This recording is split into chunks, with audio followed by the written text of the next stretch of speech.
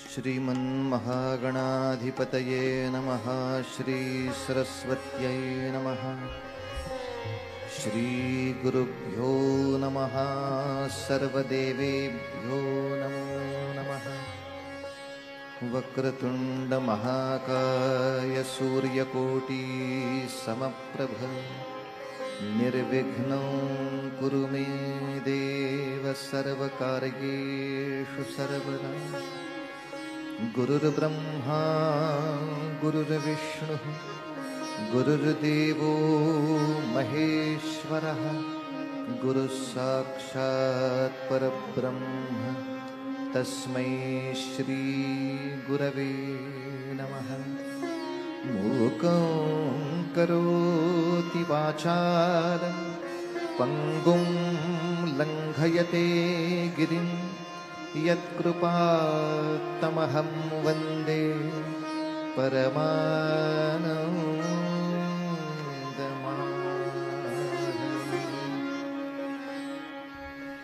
जय जय राम कृष्ण हरे। जय जय राम कृष्ण हरे। जय जय राम कृष्ण हरि हरि। जय जय राम कृष्ण हरि। जय जय राम कृष्ण हरि।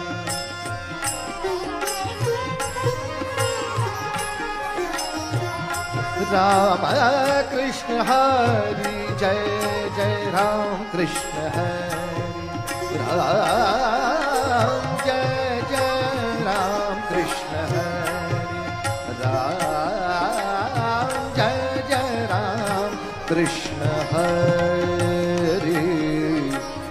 गोवर्धन धर गोपाल नरत गोवर्धन धर गोपाल नरत गोकुल संकट हारी। जय जय राम कृष्ण हरि। जय जय राम कृष्ण हरि।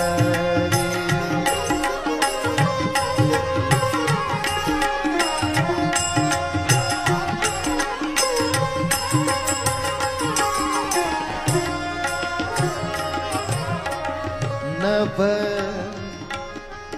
नभ नभ नीरद सम हरिहा। नभ नीरद सम हरिहा। नभ नीरद सम हरिहा।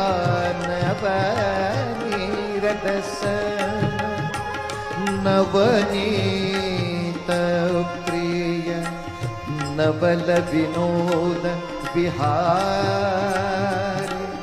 बिहारी बिहारी। जय जय राम कृष्ण हरि। जय जय राम कृष्ण हरि।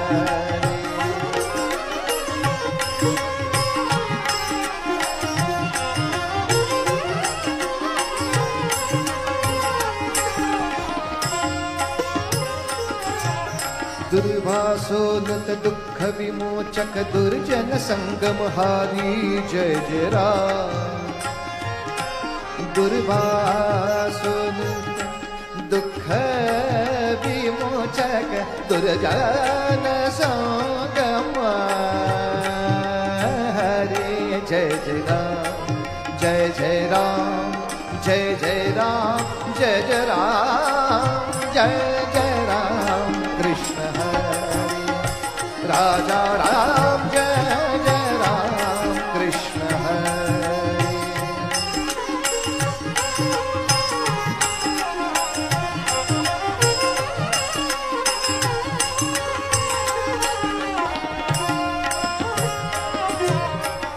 शरणागत दीना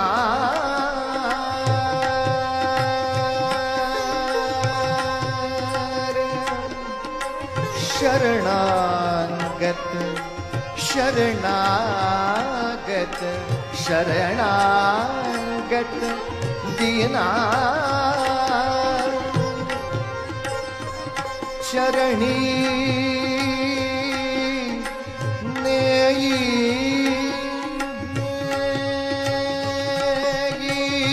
करुणा दृष्टि निहारी रामा करुणा दृष्टि निहारी करुणा दृष्टि निहारी जय जय राम कृष्ण हरि राजा राम जय जय राम कृष्ण हरि राम कृष्ण हरि जय जय राम कृष्ण हरि राम कृष्ण हरि जय जय राम कृष्ण हरि जय जय राम कृष्ण हरि जय जय राम कृष्ण हरि टाळी आणि भजन रघुपति राघव राजा राम पतित पावन सीताराम रघुपति राघव राजा राम पतित पावन सीताराम रघुपति राघव राजा राम पतित पावन सीताराम रघुपति राघव राजा राम पतित पावन सीताराम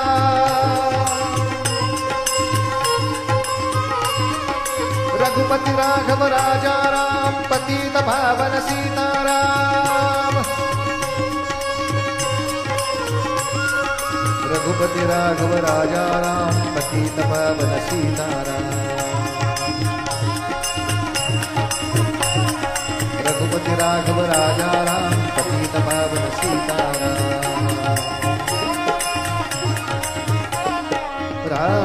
राजाधिराज रामचंद्र महाराज की जय कुंडलिकावरदे हरि विठ्ठल श्री ज्ञानदेव तुकाराम पंढरीनाथ महाराज की जय भारत माता की जय आर्य सनातन वैदिक हिंदू धर्म की जय छत्रपति शिवाजी महाराज की जय महारुद्र हनुमान की जय जय जय रघुवीर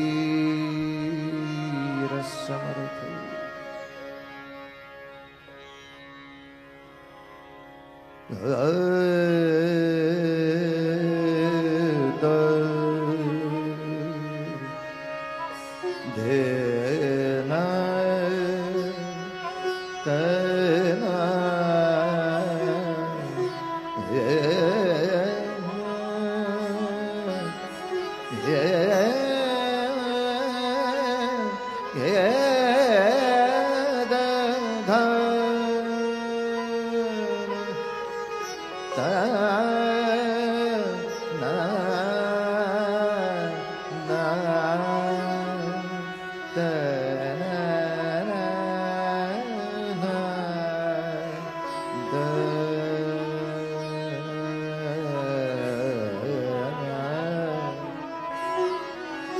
शरण शरण हनुमंता शरण शरण हनुमंता शरण शरण हनुमंता शरण शरण हनुमंता शरण शरण हनुमंता शरण शरण हनुमंता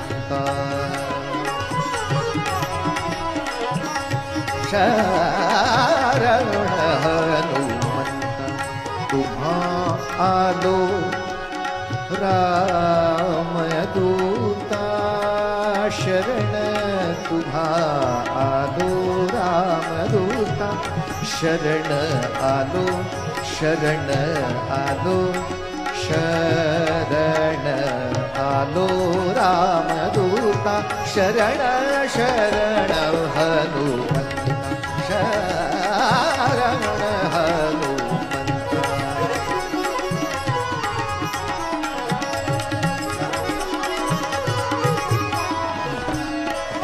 काय भक्तीच्या त्या वाटा, काय भक्तीच्या त्या वाटा, काय भक्तीच्या त्या वाटा, काय भक्तीच्या त्या वाटा, मजदा बाव्या सुघटा, मजदा बाव्या सुघटा, शरण शरण हनुमंता, शरण शरण हनुमंता.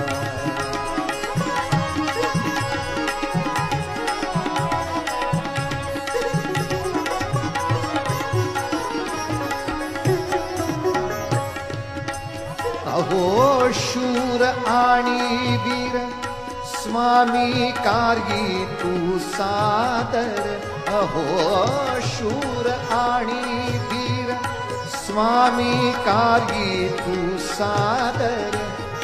तुका म्हणे रुद्रा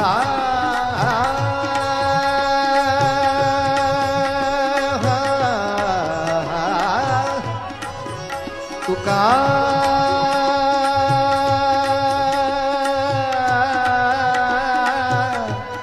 म्हणे रुद्रा रुद्रा रुद्रा अंजनीच्या कुमरा, हरे अंजनीच्या कुमरा, हरे अंजनीच्या कुमरा. शरण शरण शरण हनुमंता, शरण हनुमंता, शरण हनुमंता, हनुमंता हनुमंता.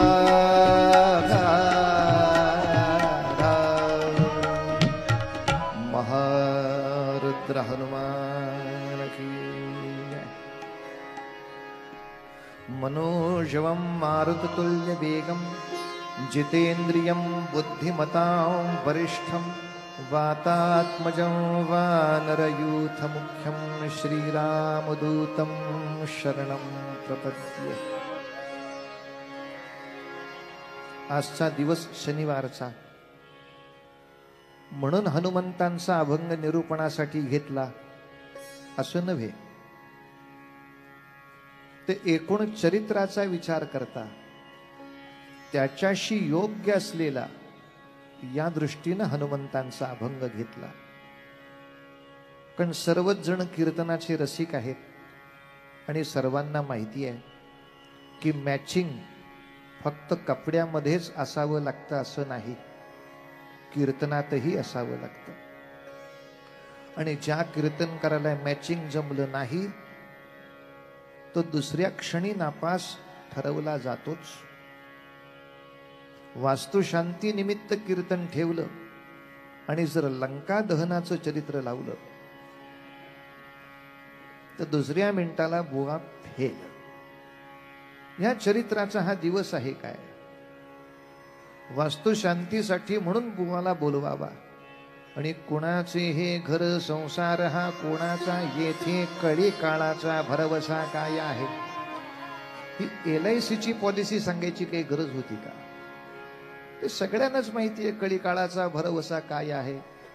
त्या त्या विषयाला योग्य असं समर्पक पूर्वरंगाचं रूप मांडावं लागतं. तेव्हा आजच प्रार्थना अशी करतो की आज आणि उद्या असे 2 दिवस मिळून सावरकर चरित्र आहे. या दृष्टीनं पूर्वरंग फक्त आजच आहे. उद्या चरित्र टू बी कंटिन्यूड टुमारो. पूर्वरंगाला वेळ नाही.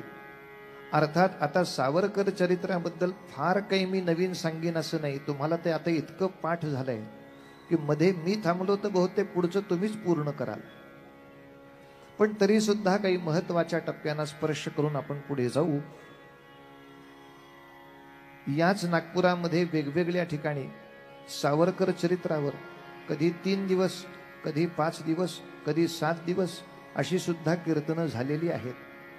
तेव्हा 7 दिवसाचं चरित्र कॉम्प्रेस 2 दिवसात मला संपवायचं आहे. या दृष्टीने विचार करता कीर्तन आहे म्हणून निरूपणाचा अभंग घेणं आवश्यक आहे, किंचित निरूपण होणं आवश्यक आहे. इतक्या पुरतच निरूपण करतो आणि लगेच चरित्र भागालाच प्रारंभ करतो. अभंगाचे शब्द सर्वांपर्यंत पोचले आहेत. पुन्हा एकदा नक्की म्हणतो, शरण शरण हनुमंता तुम्हा आलो रामदूता. काय भक्तीच्या त्या वाटा मज दाबाव्या सुभटा. अहो शूर आणि वीर स्वामी कार्य तू सादर. तुका म्हणे रुद्रा म्हणे अंजनीच्या कुमरा. शरण शरण हनुमंता तुम्हा आलो रामदूता.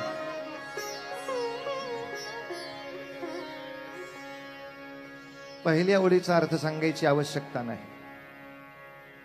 शरण शरण हनुमंता तुम्हा आलो रामदूता. या ठिकाणी संतांचे मुकुटमणी तुकोबाराय हनुमंतांच्या चरणी अभिवादन करतायत आणि अशासाठी अभिवादन करतायत, त्यांना प्रार्थना करतायत की हनुमंता काय भक्तीच्या त्या वाटा मज दावाव्या सुभटा. हनुमंता मला सुद्धा तुमच्यासारखं श्रेष्ठ भक्त बनायचंय हो. तेव्हा भक्तीच्या नक्की वाटा कशा असतात, काय असतात, त्याच्यावरनं वाटचाल कशी करतात, तुम्ही आम्हाला शिकवा, तुम्ही आम्हाला सांगा. आपल्याकडचे संत भाग्यवान आहेत, कारण ते मार्गदर्शन अशाकडेच मागतात ज्यांनी ते केलंय. पुढच्या कालखंडात आम्हीच असे गलथान निघालो की ज्यांनी जे केलंच नाही त्यांच्याकडे त्याचं मार्गदर्शन घ्यायला आपण सतत जातो. उपासनेनं काही मिळतं का, याच्यावरच्या टॉक शोला आलेले 100% लोक उपासना न केलेलेच असतात. पुनर्जन्म आणि पूर्वजन्म असतो का, याच्यावरच्या टॉक शो साठी आलेली माणसं मागल्या वर्षी ते स्वतःच काय बोलले ते त्यांना आठवत नाहीत, इतके महामूर्ख असतात. ज्यांना स्वतःला सुद्धा मागची स्मृती नाही, ज्यांना अध्यात्माची कोणतीही बैठक नाही, अशा अनेक पढत मूर्खांच्या मागे त्यांचं मार्गदर्शन घेण्यासाठी आपण धडपडतो. हाच आमच्यातला आणि संतांमधला फरक आहे. मार्गदर्शन त्याच्याकडून घ्यावं ज्याला त्या विषयातली गती प्राप्त झाली आहे. हनुमंता तुम्ही आम्हाला सांगा. नाही तर आपल्याला नेत्ररोग झाला, एका जागी 2 माणसं दिसायला लागली, आपण डॉक्टरकडे जावं. डॉक्टर त्रास होतोय हो, एका ठिकाणी 2 माणसं दिसत आहेत. आणि अशा वेळेला डॉक्टरनी विचारावं, तुमच्या तिघांपैकी हे कोणाला होत आहे. मग आपल्याला समजावं डॉक्टरला एका ठिकाणी 3 दिसत आहेत, इथे न गेलेलंच बरं. माझ्यापेक्षा बरा असावा ना कोणी. काय भक्तीच्या त्या वाटा, महत्वाचा असा शब्द या ठिकाणी आहे. भक्तीची वाट असा एकवचनी शब्द प्रयोग नाही केला. भक्तीच्या त्या वाटा, कारण 9 भक्ती आहे, 9 वाटा आहेत. आणि तसं पाहिलं तर हनुमंत या 9ही वाटांमध्ये यशस्वी झालेले आहेत. तुम्हा आम्हाला आपल्या आयुष्यामध्ये एक वाट त्यातली जमली तरी खूप आहे. पण हनुमंतांनी भगवंतांचे गुणानुवाद श्रवण भक्तीनं आत्मसात केले असतील का? असतीलच. पण अंजनी मातेनंच जिथे भगवान शंकरांची तपस्या केलेली होती तिथे बालवयामध्ये भगवंतांच्या कथा आईनं त्याला सांगितल्या नसाव्यात, हे शक्यच नाही. अगदी रामचरित्र नसेल पण शिवचरित्र तर त्यांनी ऐकलं असेलच. या दृष्टीनं श्रवण भक्ती केली का? केली. आपल्याला सूत्रबद्ध पुढे जायचं असल्यामुळे फार विस्तार नाही करत. कीर्तन भक्ती हनुमंतांनी केली का? आमच्यापेक्षा चांगली केली. पण आम्ही रामाचं कीर्तन जास्तीत जास्त रामभक्तांसमोर करतो. मारुतीराय एकमेव असे समर्थ आहेत ज्यांनी रामाचं कीर्तन रामाच्या शत्रू समोर करून दाखवलं. लंकेत जाऊन करून दाखवलं, रावणासमोर करून दाखवलं आणि रावणाच्या दरबारात रावणाच्या मंत्रिमंडळासमोर रावणाला हीन ठरवून त्या ठिकाणी रामाचं गुणगान करून दाखवलं. अरे माझ्याच नगरीमध्ये येऊन मला नीच ठरवतोस, कशाच्या जीवावर एवढी मिजाज करतोस, कोण आहे तुझा एवढा मोठा पाठीराखा.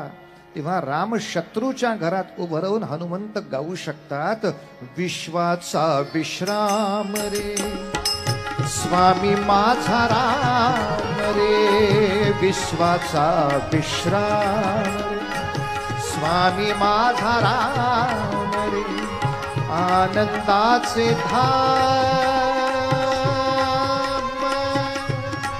आनंदाचे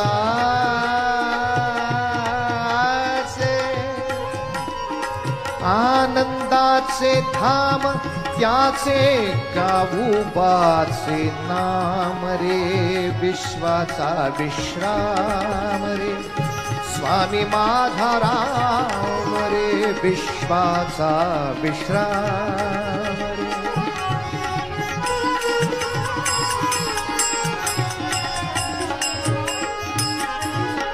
शिवाचा आराम भक्त पूर्ण काम रे, शिवाचा आराम शिवाचा आराम शिवाचा आराम रे, भक्त पूर्ण काम रे.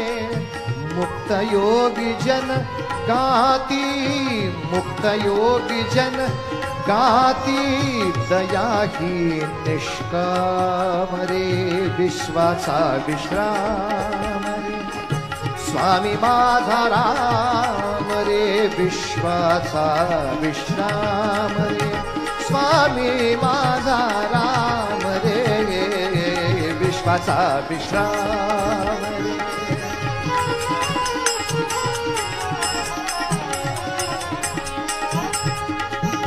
स्वामी माझा राम रे, विश्वाचा विश्राम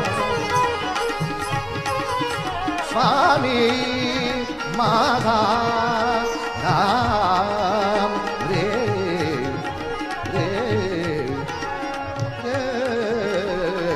विश्वाचा विश्राम रे स्वामी माझा राम रे, विश्वाचा विश्राम.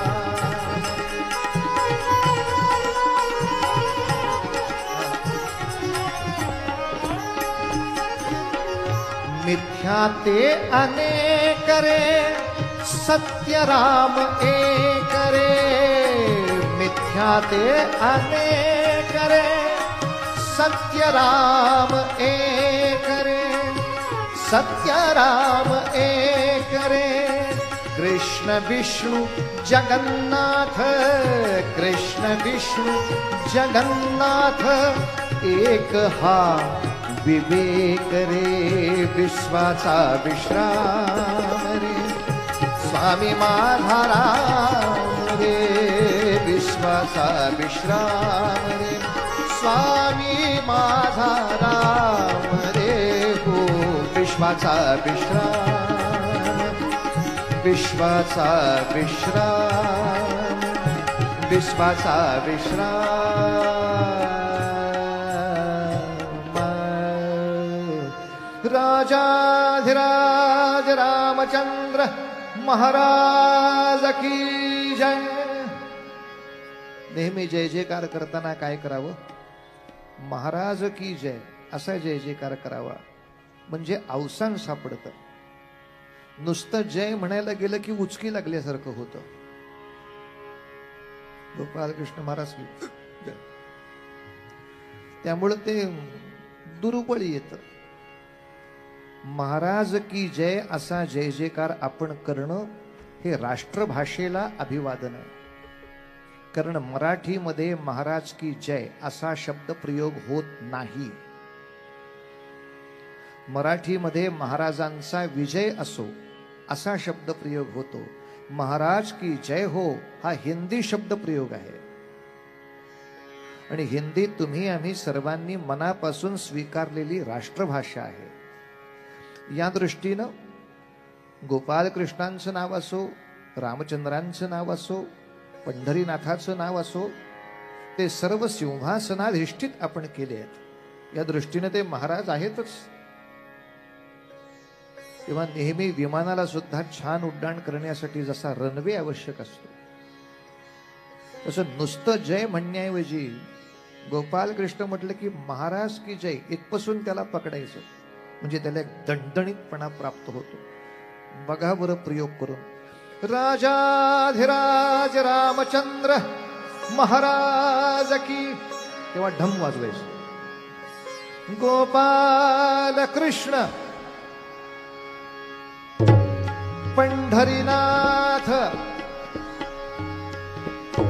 भारत माता की, आर्य सनातन वैदिक हिंदू धर्म की। का ओरडायचं कळलं म्हणजे मग त्रास होत नाही। कारण अलीकडच्या काळात सुद्धा राज्यसभा, विधानसभा, लोकसभा आवाजी मतदानावर चालतात। तेव्हा ज्याचा आवाज दणदणीत, त्याचे गहू सुद्धा खपतात। आवाज दुबळा ठेवला तर हुलगे सुद्धा खपायचे नाहीत। हा एक। आणि दुसरा विषय, जेव्हा आपण क्रिकेटच्या स्टेडियम मध्ये बसतो, सचिन तेंडुलकर निवृत्त झाल्यावर सुद्धा एखादी मॅच खेळतो, ती सगळ्या मित्रांची मॅच बघायला आपण जातो। आणि जेव्हा त्या सचिन तेंडुलकरकडनं एखाद्या चौकाराची अपेक्षा असते, तेव्हा सगळं मैदान त्याच्या नावाचा गजर करायला लागतं। का करता गजर? अगदी लहान पोर सुद्धा सांगतं, अहो असं ओरडलं ना की त्यासाठी आवश्यक असणारी शक्ती त्याला प्राप्त होते, त्याचा आत्मविश्वास दुणावतो, त्याचा आत्मविश्वास अधिक प्रबळ होतो। मग हा नियम जर क्रिकेटसाठी असेल तर हा नियम परमार्थासाठी का नको? मला माझ्या प्रभू रामचंद्रांच्या एखाद्या प्रभावी किरणाचा, प्रभावी प्रत्यय या सृष्टीमध्ये जर अपेक्षित असेल तर त्या रामनामाचा गजर मी जेवढा दणदणीत करीन तेवढा तो प्रत्यय यायला सुलभ होणार आहे, त्याच्या मागची शक्ती वाढणार आहे। अशी कल्पना एकदा केली की सचिनच्या नावे, सिनेमातल्या नटांच्या नावे हा जो आपण गजर अधूनमधून त्यांच्या शक्तीसाठी करत असतोच, तो किमान भगवंताच्या शक्तीसाठी पुन्हा एकदा मनापासून होईल।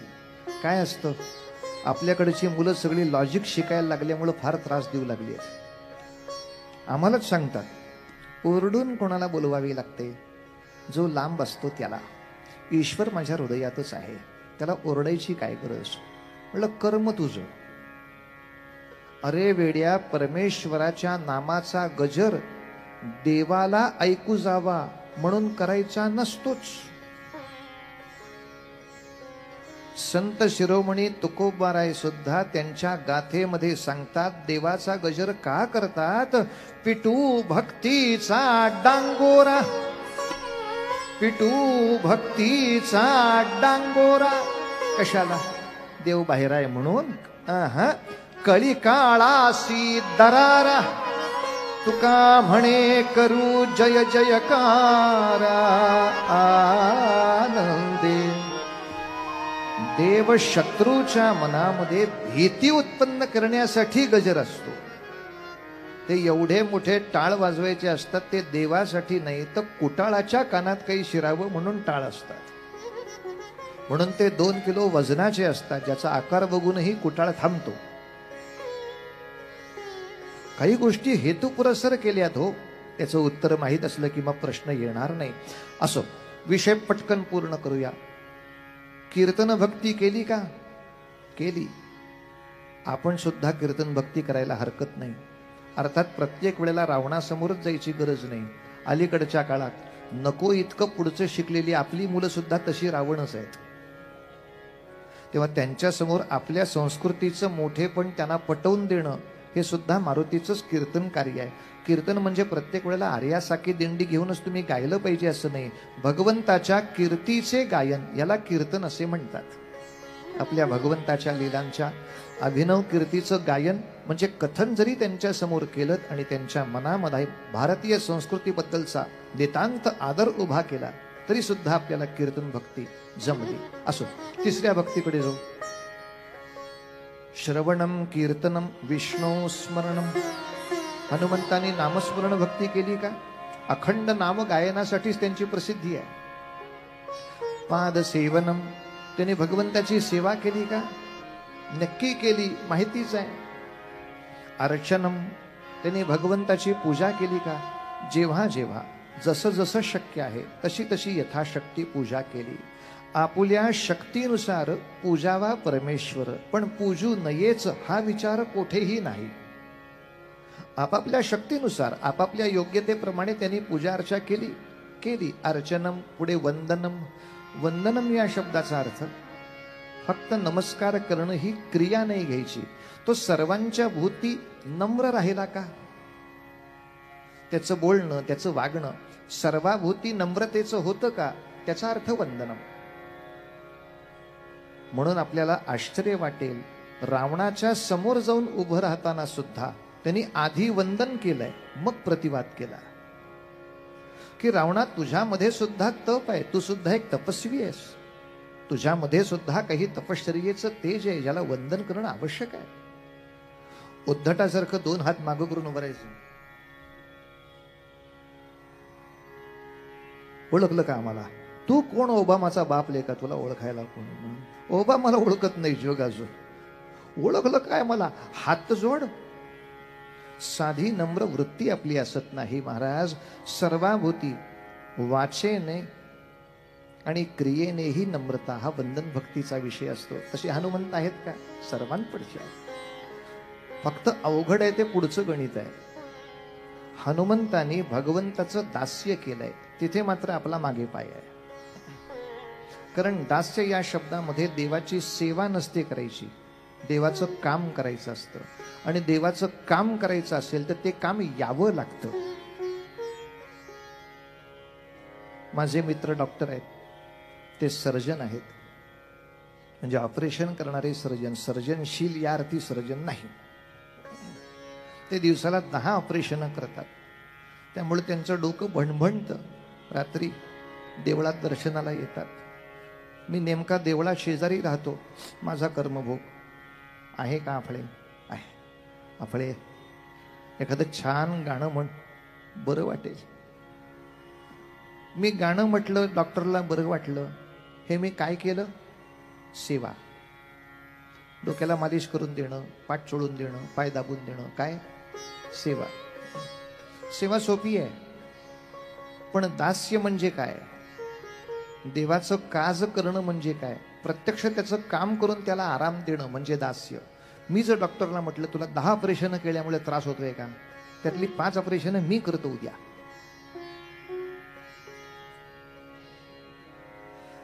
आपले बुवा, मला हॉस्पिटल बंद करावं लागेल. नाही का? तू तिथे येऊन काय करणार? तुला येतं का काही ऑपरेशन मधलं? हा, ऑपरेशनच्या टेबलवर घेतला की माणूस निम्मा मेलेला असतो. डॉक्टर जपून करा ऑपरेशन, माझं पहिलंच ऑपरेशन, असं तो म्हणत असतो. मी डॉक्टरला म्हणलं तू काय काळजी करतोस? मी त्या पेशंटला सांगेन ना, घाबरू नकोस, माझंही पहिलंच ऑपरेशन आहे. तो तिथंच मरेल डॉक्टर, तिथंच मरेल, तो तिथंच मरेल.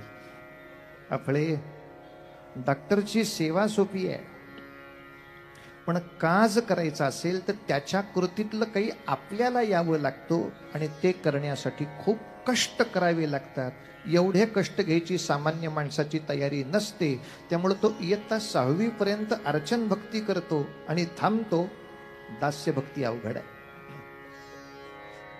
हनुमंतांनी जन्मभर असं कार्य केलंय, ज्या योगे रामाचं कार्य सुकर होईल, सुलभ होईल, अशा तऱ्हेनं मदत करणं. परमेश्वराची 3 कामं आहेत महाराज. परित्राणाय साधूनाम, विनाशाय च दुष्कृताम, धर्म संस्थापनार्थाय संभवामी युगे युगे. समाजातले जे साधू असतील, म्हणजे जे समाजाला मदत करायला तत्पर असतील, ते साधू. अशा साधू जणांना सांभाळणं. आज मला आनंद वाटला की आपण जी आरती जमा करतोय ती अशा साधू कार्य करणाऱ्या संस्थांसाठी दिली जाते. हा खूप आनंदाचा विषय आहे. किंबहुना देवाची आरती किंवा देवाची दानपेटी याचा अर्थ हाच आहे. आपण देवासाठी द्यायचं, म्हणजेच देवाचं कार्य जे जगात करतात त्यांच्यासाठी द्यायचं, हाच अर्थ असतो. पण दुर्दैवाने पुढच्या काळात दानपेट्या भरल्या, त्याचे दागिने झाले, दागिन्यांनी खोल्या भरल्या, हिंदू समाज कंगाल राहिला, दागिन्यांच्या खोल्या सरकारला सापडल्या, आम्हाला अश्रू सुद्धा सापडायला योग्य नाहीत. दुर्दैवाने दागिन्यांनी देव मडला, पण आपला समाज दारिद्र्यामध्ये खितपत पडलेला वर काढायचा एवढा प्रयत्न झालाच नाही. रडणं खूप झालं, यांच्याकडे खूप पैसा आहे हो, यांच्याकडे खूप पैसा आहे हो. काय थापा मारता, हिंदूंच्या देवस्थानामध्ये सुद्धा प्रचंड पैसा आहे, फक्त तो धर्मासाठी वापरायची त्यांना अक्कल नाही म्हणून हिंदू मार खातात. दुसरा काहीही त्याला उत्तर नाही आहे, त्यांना ती दृष्टी नाही. आज बाकी सगळे समाज एक विशिष्ट नियोजन करून भारताचा ताबा घेण्याचा प्रयत्न करतायत आणि दुर्दैवाने एक 2-4 बोटावर मोजणे इतकं धार्मिक नेतृत्व सोडलं तर बाकी धार्मिक नेतृत्वाला पुढच्या काळाचं नियोजनच नाहीये डोक्यात. ते आहे त्याच्यातच खुश आहेत. आणि असे बहुसंख्याक धर्मगुरू हिंदूंनाच का दिले ही आमची देवापाशी तक्रार आहे. बाकीच्यांना एवढी दूरदृष्टी असणारी माणसं तुम्ही देता, हनुमंतांसारखी दूरदृष्टी का नाही आमच्या माणसाला? ज्यांनी रामचंद्रांचं दास्य स्वतः तर केलंच, पण असंच दास्य करणारा सुग्रीव उभा केला. 18 पद्मवानर उभे केले. विनाशायच दुष्कृतांसाठी 18 पद्मवानरांची फळी उभी करून दाखवली. आणि अधिक धर्मसंस्थापनार्थाय. जर रावणासारखा राक्षस आपला राजधर्म चुकत असेल तर त्या धर्माला पुन्हा सद्धर्माकडे आणायचा प्रयत्न करणं, हे धर्मसंस्थापनेचंही कार्य केलं. आणि या दृष्टीनं पाहाल तर आपले सर्व संत हे नुसते देवाचे भक्त नाहीयेत, दास आहेत. पण धर्मसंस्थापना, माणूस चुकत असेल तर त्याला योग्य रस्त्याला आणणं, अर्जुन चुकत असेल तर त्याला गीता सांगून योग्य रस्त्याला आणणं, हेही भगवत कार्य आहे ना. आता प्रत्येक वेळेला अर्जुन चुकल्यानंतर कृष्णानेच यावं का? आज का अर्जुन, कल का अर्जुन, परसो का अर्जुन, प्रत्येक वेळेला त्यांनीच यावं. छा, कशासाठी? ज्ञानेश्वर माऊली सांगतात आताचे अर्जुन 60-60 लाख आहेत. तेव्हा एकच होता. महाराष्ट्रामध्ये भ्रमलेले 60 लाख लोक जर अर्जुनासारखे असतील तर कृष्णा तू आराम कर, तुझी गीता मी सांगतो, याला म्हणायचं दास्य. ती गीता मी सांगतो, मी प्रत्येकाच्या कानी कपाळी हा संस्कार करतो आणि त्या योगे पुन्हा एकदा भगवद्गीतेच्या तत्वज्ञानाने प्रभावित असलेला प्रचंड समाज उभा करून दाखवतो. म्हणून ज्ञानेश्वरांना उपमा ज्ञानियांचा राज, ज्ञानियांचा राजा, राजा गुरु महाराज. म्हणती ज्ञानदेव, म्हणती ज्ञानदेव. ज्ञानदेवांचं घरातलं नाव ज्ञानेश्वर असं आहे. या कार्यानंतर लोक त्यांना ज्ञानदेव म्हणायला लागले, देवाचं कार्य जमलं म्हणून. म्हणती ज्ञानदेव तुम्हा ऐसे ज्ञानियांचा राजा गुरु महाराज. ज्ञानियांचा राजा, राजा गुरु महाराज. हो ज्ञानियांचा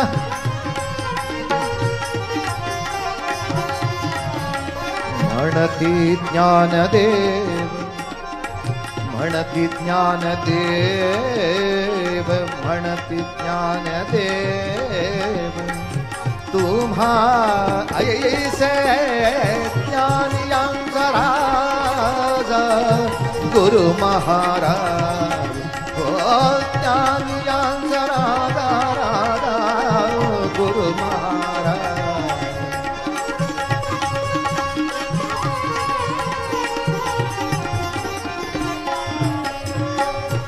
तुका म्हणे नेणे युक्तीची खोरी तुका म्हणे नेणे तुका म्हणे नेणे